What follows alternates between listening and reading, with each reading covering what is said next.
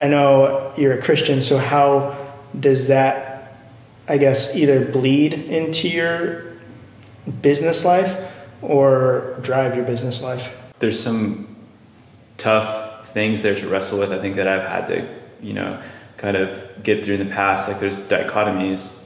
Are we, at a certain point in time, through social media, through influence and the things that we do, are we building hype around things and just selling things? We're sort of pushing this consumeristic mindset onto people.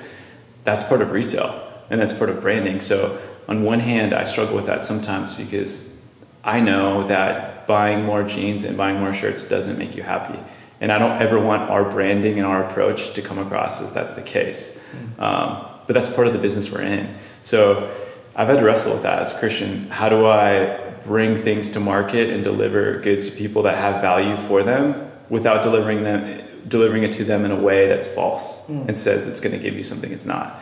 At the end of the day, people need the things that we have in our store. They don't need all of it, but they need elements of it. And so that's been something I've had to struggle with. The nature of fashion, which I love, it's sort of a vapid industry, on a certain extent. The nature of retail sometimes is super consumeristic, so you have to struggle with that. But I'm really confident in this. I don't think the answer for Christians is to not be in industries that they feel like are tough to be in. I think that's the wrong answer. I'd say like any industry that we're not involved in and pressing forward, we're losing in. And the other thing too is like we're responsible to be stewards for money and for staff and for creating an influence that's good.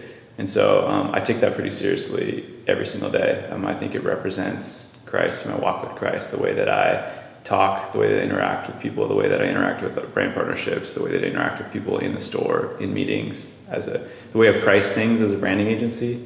It's all a piece of, having integrity. Do you feel that your faith is something that is a law of guilt, or is it something that is, I guess, for lack of a better way of putting it, bringing like joy and freedom into your life and work? I would say in the past it was a lot of guilt. Yeah. I would say in the last probably 2 years, like I had some lot of work in my heart, and it's a totally freeing thing. Yeah. On every single level, it's freeing for me. For instance, like one thing when I talk about the industry being vapid, I feel like so many people are defined by the brand that they built or the businesses they built. And one of the freeing things about my faith in the gospel is that I'm completely and totally not defined by that. Like, look, at the end of the day, any of the businesses that we made are just businesses and they can totally go down in flames. I'm fully prepared to go to business. Everything's going well and it's awesome and we're pumped and we're working hard and we're growing. But at the end of the day, if everything I've put time and effort and energy and everything that everybody knows me for folds tomorrow, it's like I'm still the same guy. Yeah. Nothing changes about me. That, I think, is a direct reflection of faith, less any sort of like strong mindset or anything like that. It's just like my identity isn't in any of the things I create because I'm not able to create them by myself anyways. So to me that's a freeing place to sit, in terms of small business versus having to build something for any form of validation outside of that. Yeah. So I don't know if that answers the question. No, that's great. That's a good answer.